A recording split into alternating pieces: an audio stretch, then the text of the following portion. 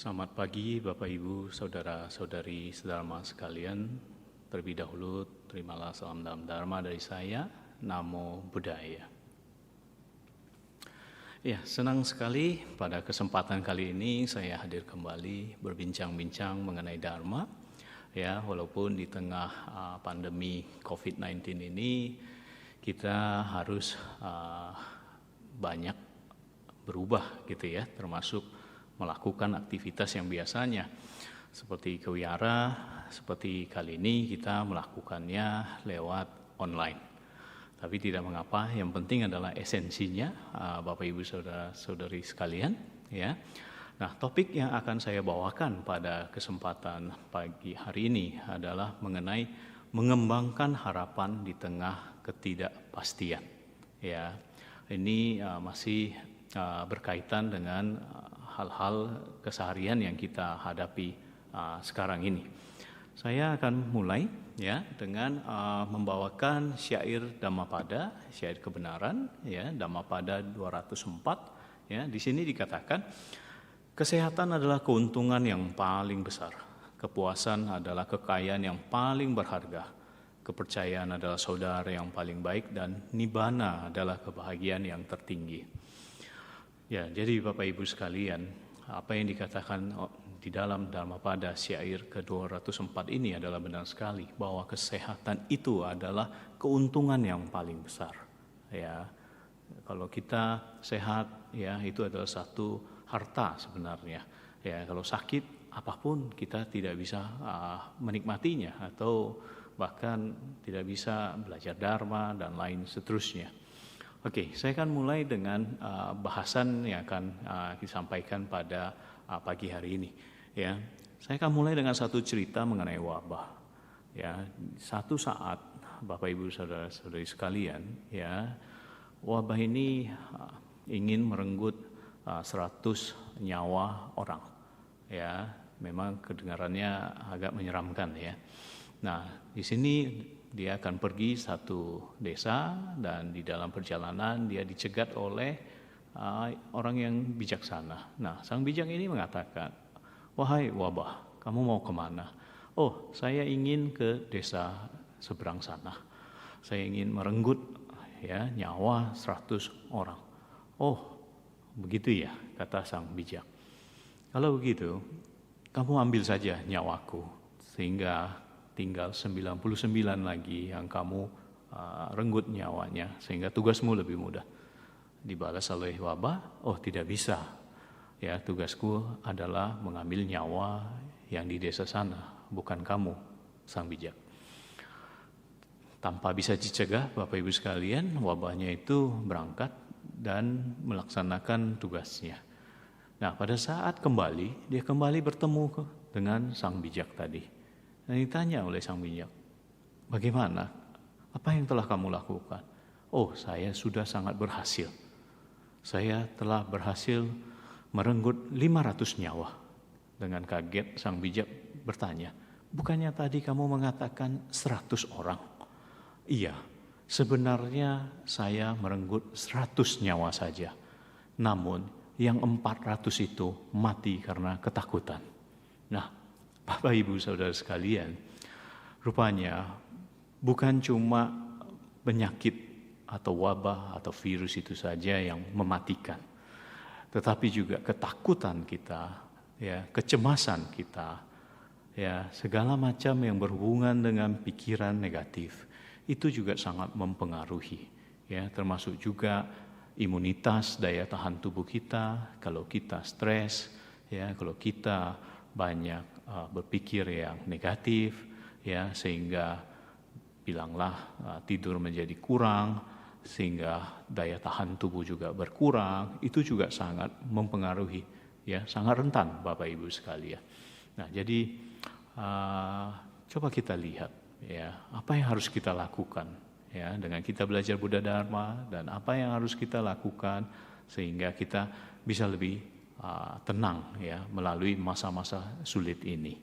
Ya, selanjutnya saya ingin membawakan mengenai kalau Anda bayangkan satu lembar kertas putih HVS, ya, kemudian Anda beri satu titik kecil di sana, ya, satu titik hitam kecil. Coba perhatikan. Orang pada umumnya akan melihat satu titik kecil itu, atau orang akan melihat bagian dasar putihnya. Pada umumnya orang akan melihat konsentrasinya ada di satu titik hitam tersebut. Nah, apa artinya? Ya, artinya adalah kita bisa memperhatikan hal-hal yang jelek yang diwakili oleh satu titik hitam itu, atau kita bisa ya memperhatikan hal-hal yang banyak yang baiknya.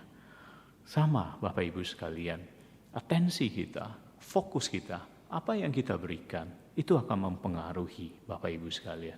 Makanya itu kita setelah belajar Buddha Dharma, kita harus lebih bijaksana. Ya, kita bisa melihat satu titik kecil hitam, anggaplah itu 1% dari keseluruhan bidang kertas putih, ya, atau kita memperhatikan 99 area putih yang lain. Ya, kalau kita cuma melihat 1% titik hitam, ya, hidup kita itu akan menjadi kurang bermanfaat. Ya, kita akan kurang bermakna, kurang meaningful hidup kita ini. Ya, padahal masih banyak 99% hal baik lainnya. Ya, ini satu analogi sederhana ya mengenai kertas dengan titik hitam kecil. Di sisi yang lain, Bapak Ibu sekalian, Anda bisa mengambil koin. Ya, kalau Anda mengeluarkan koin, Anda bisa melihat setiap koin itu pasti memiliki dua buah sisi. Ada sisi depan dan juga ada sisi belakang. Dalam hidup ini juga demikian Bapak Ibu sekalian. Ada sisi baik dan juga ada sisi yang kurang baik. Ya, perhatian kita yang kita berikan di sisi positif, maka kita akan mendapatkan hasil-hasil yang baik. Tapi kalau perhatian kita senantiasa kita arahkan kepada yang negatif atau yang jelek, maka hal-hal jelek atau negatif juga yang akan kita dapatkan. Ya, jadi dalam saat ini, saat pandemi COVID-19 ini, ya kita bisa ya melihat apakah itu dari sisi positifnya atau kita mau berlarut dalam kesedihan, dalam emosi negatif dari sisi yang lain. Itu adalah satu pilihan, ya pilihan yang kita bisa lakukan. Ya, sisi positifnya dari keadaan ini apa, Bapak Ibu sekalian? Ya, setiap event atau setiap peristiwa pasti memiliki dua makna. Ya, makna yang positif dari sisi ini adalah kita bisa introspeksi, kita bisa menggunakan masa work from home ini atau kita di rumah lebih merenung. Apakah perjalanan kita hidup selama ini lebih banyak kita isi dengan hal-hal yang bermanfaat, yang positif, yang untuk bermakna baik bagi diri sendiri maupun orang lain. Ya, selain itu juga jangan lupakan ya pembelajaran. Ya, pembelajaran apa yang kita bisa dapatkan. Ini yang paling baik Bapak Ibu sekalian. Sehingga di masa depan apabila kita ketemu lagi dengan saat-saat yang seperti ini, kita batinnya lebih siap, mental kita juga lebih siap. Ya, misalnya kita lebih higienis ya dalam keseharian kita, ya menjaga kebersihan, ya mencuci tangan, ya dan seterusnya. Yang penting adalah makna pembelajarannya, Bapak Ibu sekalian. Ya, makna pembelajaran ini yang paling penting, namun juga yang paling sering dilupakan orang. Ya, orang lebih banyak melihat sisi satunya. Orang yang lebih banyak yang sedih, yang stres, yang segala macam yang tidak mengenakan, baik fisik maupun batinnya. Ya, sebenarnya kalau kita senantiasa menggenggam atau melihat sisi negatif, ya dari emosi kita, ini tidak akan banyak membantu Bapak Ibu sekalian. Ya, justru akan membawa kita makin berlarut-larut dalam kesedihan, dalam tekanan dan tidak bisa keluar dari keadaan ini. Namun yang paling penting lagi Bapak Ibu sekalian adalah harus balance, harus tenang seimbang, melihat bahwa dunia ini selalu ada makna positifnya dan juga ada makna negatifnya. Yang positiflah yang kita harus kembangkan, yang bermanfaatlah yang harus kita utamakan, ya. Jangan berlarut-larut dalam kesedihan, ya. Jadi itu yang dikatakan juga energi mengalir ke arah di mana atensi atau perhatian diberikan. Kalau semakin banyak kita berikan atensi positif ke yang bermanfaat, maka hasil yang bermanfaatlah yang kita peroleh. Tapi kalau sebaliknya, atensinya selalu diarahkan, selalu berpikir ke arah yang jelek, maka hal yang jelek pun yang akan selalu, ya, akan sering menghampiri kita. Ya, jadi kita sudah belajar dari kertas putih dengan satu titik hitam, dan kita juga sudah belajar dari sebuah koin dengan dua buah sisi. Ya, kita harus mengedepankan hal positifnya, jangan negatifnya.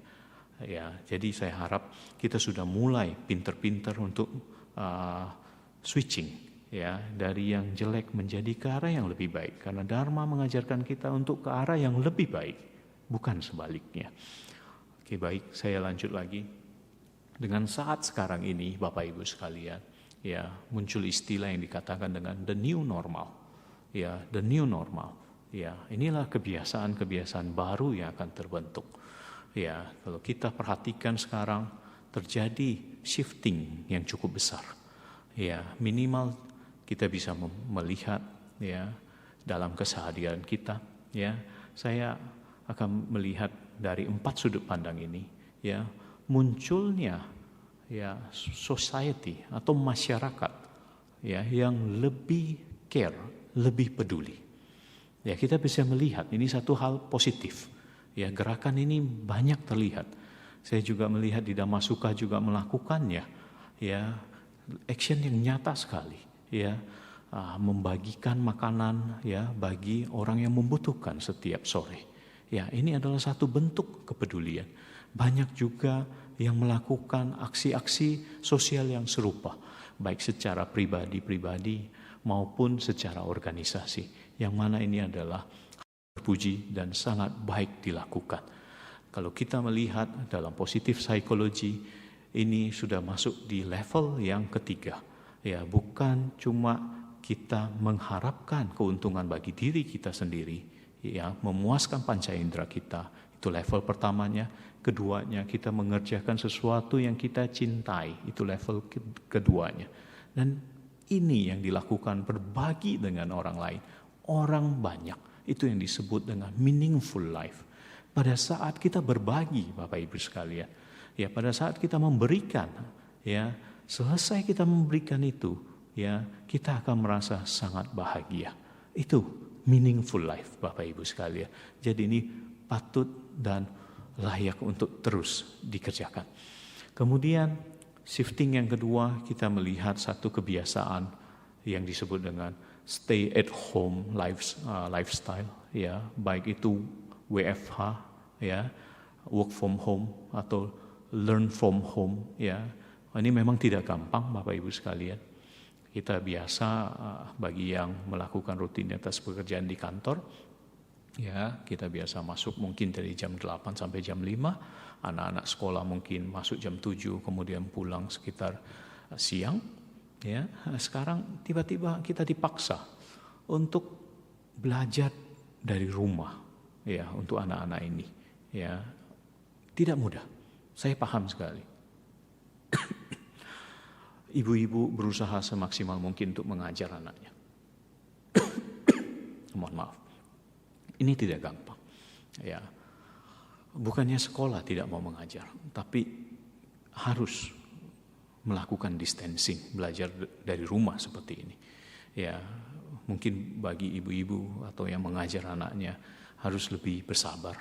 Ya, memang tidak gampang karena ini bukan satu keahlian, ya, bapak-bapak atau ibu-ibu yang mengajar anaknya, ya, karena ini memang keahliannya para guru. Tapi ini kondisi yang memaksa. Ya, jadi kita harus membiasakan, Bapak Ibu sekalian. Kita harus membiasakan. Ya, kemudian kita lihat lagi shifting yang ketiga disebut dengan go virtual, ya, semua online, ya. Ya, ini juga yang harus mulai menjadi fokus pembelajaran, ya, karena kita tidak bisa lagi melakukan hal yang seperti biasa. Kita harus mencari terobosan-terobosan baru, termasuk go virtual. Ya, bagi Bapak Ibu sekalian yang terkena impact bisnisnya, yang biasanya berjualan offline, ini saatnya ya untuk belajar. Ya, bagaimana website berjualan lewat sana, bagaimana berjualan lewat marketplace, ya, bagaimana menggunakan sosial media, ya, untuk melakukan jualan. Ya, jadi kata kuncinya adalah terus bergerak, kembangkan optimisme, ya, jangan berhenti, ya, terus belajar. Oke. Kemudian shifting yang keempat adalah bottom of the pyramid. Artinya apa? Bottom of the pyramid, ya, kalau kita melihat teori Abraham Maslow, ya, semua orang sekarang kembali ke basic needs, kebutuhan pokok. Ini yang masih sangat dibutuhkan orang, Bapak Ibu sekalian. Bukan lagi jalan-jalan, bukan lagi hiburan ke bioskop, bukan lagi ke mall dan seterusnya, tetapi basic needs, kebutuhan pokok, ya, makanan, obat-obatan, ya. Ini juga menjadi satu kunci, Bapak Ibu sekalian. Bagaimana kita belajar, ya, untuk melihat perubahan-perubahan ini semua, sehingga dalam keseharian kita bisa, ya, berlaku atau berusaha dengan cara yang baru. Inilah yang disebut dengan the new normal, Bapak Ibu sekalian. Ini adalah satu cara yang baru, ya. Di sini makanya kita harus berjiwa besar, ya. Tidak ada gunanya kita teriak, tidak ada gunanya kita marah, tidak ada gunanya kita membenci, ya. Kita lebih baik menerima, kita lebih baik merangkul, ya. Lebih baik energi ini kita satukan daripada kita keluarkan untuk yang hal-hal negatif. Lebih baik kita kumpulkan dengan menerima dulu, dengan menerima keadaan ini, the new normal ini, kebiasaan baru ini, kita mulai bangun kembali tahapan-tahapan baru dalam hidup kita. Saya melihat ini bukannya tidak mungkin untuk dilakukan. Banyak yang saya lihat itu sangat mungkin dilakukan. Cuma di masa lalu kita tidak pernah melakukannya.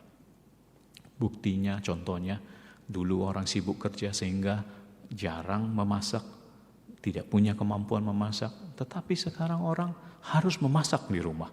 Ini satu pelajaran. Ini sesuatu yang bagus, Bapak Ibu sekalian. Termasuk juga saya melihat, ya, dulu orang mungkin sebulan sekali ke barber, cukur rambut, potong rambut. Sekarang orang melakukannya sendiri di rumah. Ya, termasuk potongan rambut saya ini adalah hasil kolaborasi saya dengan istri. Ya, jadi bisa, Bapak Ibu sekalian. Ya, bisa. Ya, walaupun hasilnya beda-beda, Bapak Ibu sekalian. Ya, selalu apa yang pertama itu pasti tidak akan sempurna, dimaklumi. Namun kebiasaan yang dilatih terus dan menerus, itulah yang akan membawa pada kesempurnaan. Ya, jadi banyak yang tidak bisa bikin kue tadinya, coba berlatih, oh bisa. Yang tadinya tidak bisa bikin puding, belajar, baca lewat internet, nonton YouTube, praktek, bisa. Bahkan kalau ini sudah bisa, Bapak Ibu sekalian, ini bisa menjadi satu harapan baru. Ya, kita bisa jual produknya. Ya, baik itu lewat WhatsApp group dengan tetangga kita, dengan grup di mana kita berada, atau masuk dalam marketplace, ya, sosial media, jualan lewat Facebook, Instagram dan seterusnya. Ya, yang penting adalah Bapak Ibu sekalian, kita pahami dulu. Ya, jangan menolak, kita mulai belajar. Jadi ada 4 tahapan, Bapak Ibu sekalian, dalam kita shifting. Apa 4 tahapan itu? Yang pertama adalah denial. Setiap orang itu pasti akan menolak, Bapak Ibu sekalian, terhadap perubahan. Bilanglah, ambil contoh sekarang COVID-19 ini. Semua orang akan menolak. Ya, semua orang tidak suka dengan keadaan seperti ini. Ya, masuk setelah tahap penolakan itu adalah resistance, menentang. Ya, orang akan resist, menentang, tidak nyaman dengan keadaan ini. Nah, 2 fase awal ini adalah fase paling tidak baik. Ya, kita harus lewati dengan cepat. Sudah cukup pahami Jangan bentrok, jangan resist atau hajar atau menolak dengan luar biasa keras negatif sehingga energi pikiran ya terserap ya. Walaupun ini memang tidak gampang Bapak Ibu sekalian, apalagi berhubungan dengan mata pencaharian, penghasilan yang drop, tidak gampang. Ya. Tapi kita harus masuk ke tahap yang namanya learning, belajar. Manusia adalah makhluk kebiasaan. Manusia punya kemampuan untuk beradaptasi. Ini yang harus kita lakukan Bapak Ibu sekalian. Mulailah beradaptasi, belajar. Dengan situasi seperti ini, ya selalu ada hal-hal yang bisa dilakukan. Hal-hal yang masih bermanfaat. Tidak semuanya terpuruk. Contoh apa Bapak Ibu sekalian? Kita lihat yang berhubungan dengan daya tahan tubuh. Ya, vitamin C, ya, alat-alat kesehatan seperti baik itu masker kain, ya, atau masker 3 ply dan seterusnya, ya, APD, ya, segala sesuatu yang berhubungan dengan kesehatan itu sangat dibutuhkan. Bayangkan kalau kita sudah siap di arah tersebut. Kita bisa membuat hand sanitizer, kita bisa membuat produk autoimun untuk menjaga kesehatan, atau kita berjualan produk-produk vitamin, ya pasti kita akan mendapatkan manfaatnya Bapak Ibu sekalian. Itulah tahap belajar. Pada saat tahap belajar dilalui, orang sudah mulai berasa, oh ini bisa, ini memungkinkan untuk dilakukan, ini bermanfaat, itu memberikan hasil penghasilan atau sesuatu yang baik. Orang akan komit Bapak Ibu sekalian. Maka disitulah sesuatu yang baru, habit yang baru akan terbentuk. Jadi kata kuncinya adalah waktu Bapak Ibu sekalian, speed. Ya, semakin cepat kita melalui 4 fase ini, dari denial, rejection, kita harus cepat belajar. Kemudian kita komit dengan apa yang kita, hal yang sudah bermanfaat. Ya, demikian Bapak Ibu sekalian. Kemudian ada beberapa hal yang kita bisa lakukan juga selama masa sulit ini Bapak Ibu sekalian. Sebagai Buddhis kita mempelajari dan kita sangat bersyukur ya diajarkan oleh Buddha Gautama ya mengenai tilakkhana, anicca, dukkha dan anatta. Saya meng-highlight di sini mengenai anicca atau impermanence. Segala sesuatu yang berkondisi itu tidak kekal Bapak Ibu sekalian. Perhatikanlah. Ya. Tidak ada yang selamanya yang berkondisi itu abadi. Ya, perubahan itulah yang abadi. Ya. Kalau kita lihat semuanya Bapak Ibu sekalian, semua itu akan mengalami proses yang dinamakan dengan muncul, berlangsung dan kemudian berakhir. Atau disebut dengan yang disebut dengan upada, titi, dan bangga. Ya, jadi segala sesuatu ini Bapak Ibu sekalian tidak ada yang permanen. Termasuk COVID-19 ini, pandemi ini Bapak Ibu sekalian. Ya, ini pun akan berakhir. Ya, virus yang seperti ini bukan cuma kali ini saja. Ya, di masa lalu yang juga besar seperti MERS-CoV, ya, SARS, ya, Ebola dan seterusnya, ya, itu pun pernah dialami dunia ini dan itu toh berakhir, ya. Jadi dengan kita mengerti mengenai anicca atau impermanence ini, makanya sebagai seorang Buddhis kita itu harusnya itu bahagia, ya. Kita itu harus yakin, ya. Kita harus memunculkan sadar kita, yakin, ya, keyakinan kita itu bahwa ini pun tidak kekal. Ya, ada jalan keluarnya. Ya, jadi jangan khawatir Bapak Ibu sekalian. Ya, ini pun akan berakhir. Kalau kita mengutip apa yang dikatakan oleh Ajahn Brahm, this too shall pass. Ya, ini pun akan berakhir. Ya, yang penting kita jaga kesehatan kita ya dengan baik, jangan sampai sakit ya. Kita berusaha belajar terus ya untuk keluar dari keadaan ini dengan baik. Kemudian tidak kalah pentingnya juga munculkan harapan, hope, harapan Bapak Ibu sekalian. Ya, Positive psychology, Profesor Martin Seligman mengatakan ini, kita harus optimis. Bayangkan Bapak Ibu sekalian, dalam hidup kita sehari-hari, kalau kita tidak punya hope, tidak punya harapan, cepat atau lambat kita pasti akan terpuruk, ya, dalam ketidakmampuan, ya, sampai terjelek kita bisa meninggal, ya. Nah, kita juga harus mandiri Bapak Ibu sekalian, harus bangkit, ya. Jangan berharap faktor eksternal, ya, lingkungan, kondisi atau orang lain akan memberikan kita harapan. Namun, ciptakan, bentuk, kembangkan harapan. Ya, kalau kita punya harapan, kita akan termotivasi untuk menjalani hidup ini. Harapan itu bisa banyak Bapak Ibu sekalian. Harapan untuk keluarga kita, anak-anak kita supaya mereka berhasil.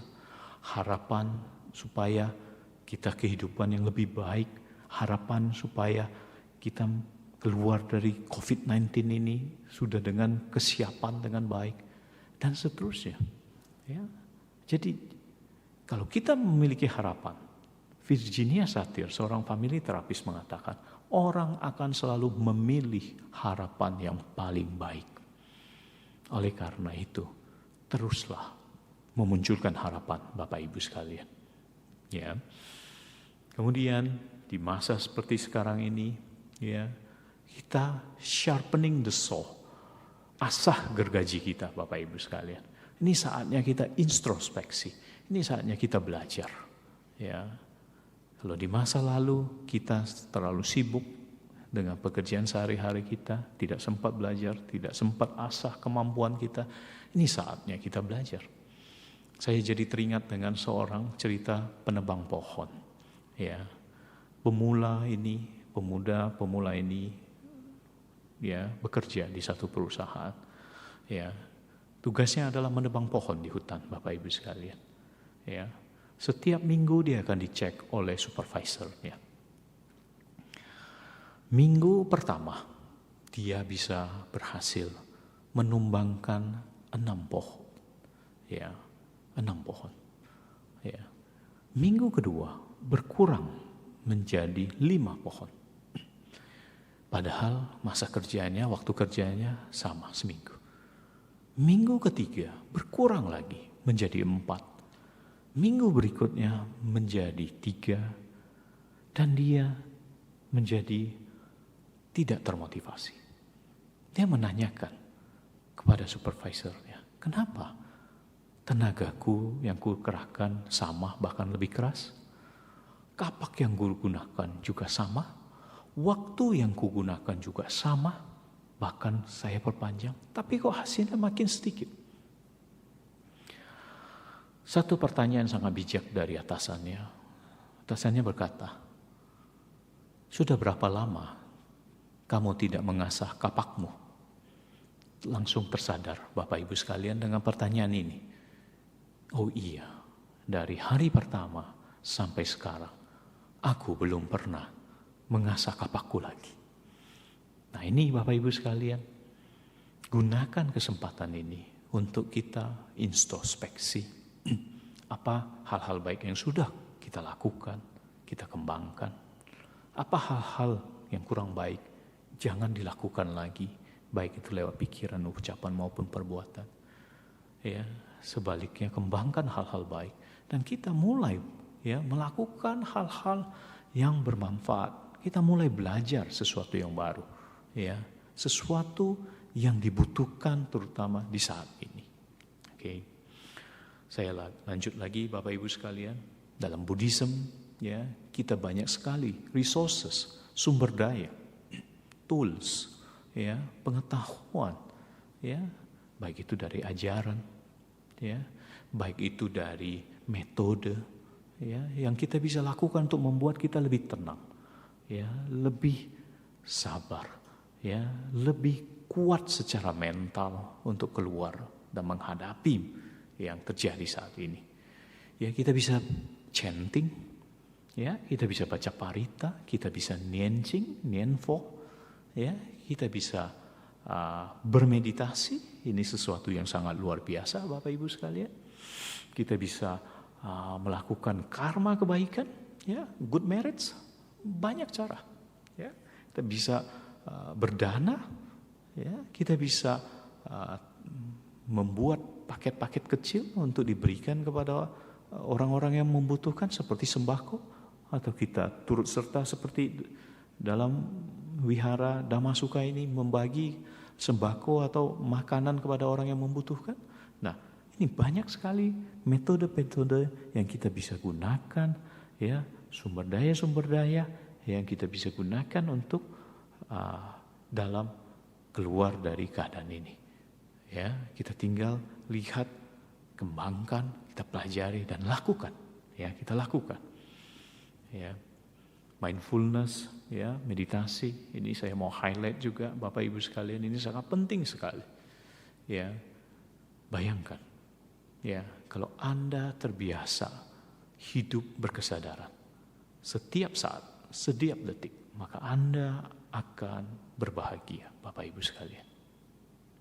Akan tenang, ya, tenang seimbang, tidak seperti orang yang tidak terlatih kesadarannya, ya, senantiasa selalu takut, cemas, khawatir, ya, stres dan sebagainya. Ya, apabila kita mempraktekkan hidup berkesadaran, ya, kita mindful, kita kembangkan sati kita, ya, pada saat sadar, mindful sepenuhnya, Bapak Ibu sekalian. Di sana ada keheningan. Ya, pada saat mindful hening tersebut, kita tidak akan takut, kita tidak akan cemas.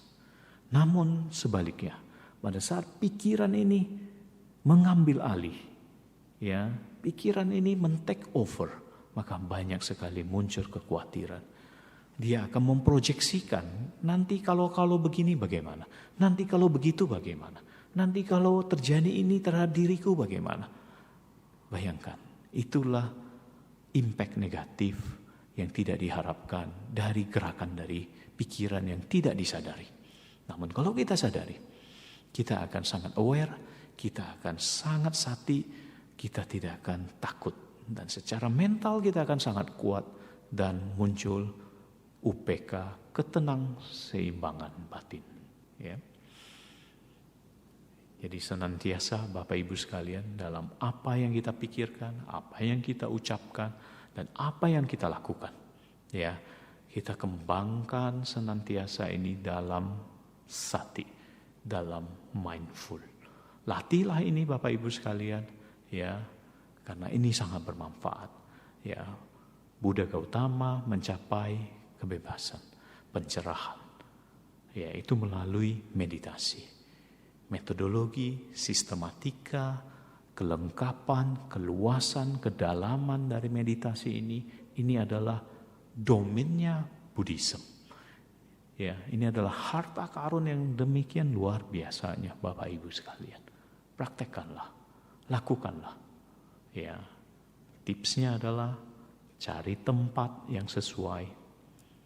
Ya, tentukan durasinya. Lakukan itu setiap hari di tempat yang sama, Bapak Ibu sekalian, di waktu yang sama, dengan durasi yang sama, tanpa terputus selama 30 hari. Pada saat Anda lakukan tanpa terputus meditasi ini, Bapak Ibu sekalian, maka itu akan menjadi satu kebiasaan baru, the new normal yang baru di saat ini. Dan pada saat dia sudah menjadi program kebiasaan, Bapak Ibu sekalian akan sangat mudah untuk sitting, Bapak Ibu sekalian. Dia akan secara otomatis, karena dia sudah menjadi second nature kita. Ya, cobalah di saat yang sama, waktu yang sama, durasi yang sama, tempat yang sama, selama 30 hari tanpa terputus. Ya. Nah, akhir dari yang saya sharingkan pada kesempatan kali ini adalah yang satu, ya, sikap mental yang benar di tengah ketidakpastian seperti ini adalah jalan tengah, Bapak Ibu sekalian. Ya, tenang, tidak panik, ya, tapi juga tidak menyepelekan apa yang sedang terjadi. Ya. Kedua, jagalah fisik dan juga kesehatan mental kita, karena kita sudah belajar mind and body, ya, batin dan jasmani itu adalah bagian dari sistem yang sama. Ya, nama dan rupa itu adalah satu kesatuan. Apa yang terjadi dengan fisik kita akan terjadi pada batin kita. Kalau fisik kita kalau fisik kita sakit, batin kita pun ikut sakit. Sebaliknya, kalau batin kita, pikiran kita kacau, pasti badan jasmani kita juga tidak sehat. Ya. Ketiga, munculkan, ya, dan kembangkan hope, harapan. Ya, dengan memiliki harapan, ya, kita bisa bergerak, kita memiliki keyakinan untuk hidup yang lebih mantap, berusaha, senantiasa bergerak, berusaha untuk yang lebih baik. Keempat, biasakan hadirkan kesadaran, mindfulness dalam keseharian kita. Dari bangun tidur, beraktivitas, sampai nanti berangkat tidur kembali. Ya, karena ini adalah yang sangat membahagiakan Bapak Ibu sekalian. Berikutnya yang kelima, jangan berlarut-larut dalam ketidakmampuan, ya, stres, hal-hal negatif. Ya, jangan menghabiskan waktu. Waktu itu terbatas Bapak Ibu sekalian. Hidup kita tidak tahu sampai kapan. Jangan sia-siakan. Dalam Mahaparinibbana Sutta, bahkan Buddha, ya, sebelum beliau parinibbana, ya, mengatakan, apamadena sampadeta. Berjuanglah dengan sungguh-sungguh, dengan berperhatian murni. Artinya kita sebagai murid-murid dari beliau harus dengan sungguh-sungguh untuk memperjuangkan hidup ini, Bapak Ibu sekalian. Kita sudah terlahir jadi manusia. Tidak mudah memiliki kesempatan ini. Ini saatnya kita berbuat baik, ya, mengembangkan kebajikan kita, sehingga tujuannya adalah kebajikan yang kita miliki ini bermanfaat untuk menghancurkan kekotoran batin kita, ya, loba, dosa dan moha kita, hingga bisa mencapai merealisasikan ini. Ya, Bapak Ibu sekalian. Ya, keenam, ya, anicca, dukkha dan anatta, tilakana. Ya, ini 3 corak umum, 3 corak karakteristik alami yang setiap hari kita pasti akan temui, Bapak Ibu sekalian. Ya, anicca, jangan dilawan, terima apa adanya. Ya, jangan terlalu sedih, jangan juga terlalu senang. Artinya seimbang, UPK. Ketenang seimbangan batin adalah jauh lebih baik, Bapak Ibu sekalian. Ya, terhadap apa yang sedang terjadi, apabila ada yang bisa kita upayakan, apa yang kita lakukan, apa yang kita perbaiki, ya, kita semaksimal mungkin untuk memperbaikinya. Ya, kita lakukan yang terbaik yang kita bisa. Ya, itu juga yang dikatakan oleh Acarya Santidewa. Ya, beliau mengatakan, if you can solve your problem, ya, then what is the need of worrying? Ya, if you cannot solve it, then what is the use of worrying? Ya, kalau kita bisa menyelesaikan masalah ini, tidak usah khawatir. Sebaliknya, kalau kita tidak bisa menyelesaikan, tidak usah khawatir juga. Okay? The last but not least, if you can go outside, go inside. Ya, kalau kita tidak bisa keluar karena social distancing, ya, mematuhi PSBB, ya, jangan khawatir. If you cannot go outside, go inside. Intinya adalah sati, mindful, aware. Demikian Bapak Ibu sekalian apa yang bisa saya sampaikan pada kesempatan kali ini. Semoga bermanfaat untuk perkembangan batin kita. Semoga kita juga segera lepas, segera terbebas dari pandemi corona ini. Semoga obat atau vaksin segera ditemukan untuk kebahagiaan banyak makhluk. Terima kasih. Saya tutup dengan Namo Buddhaya.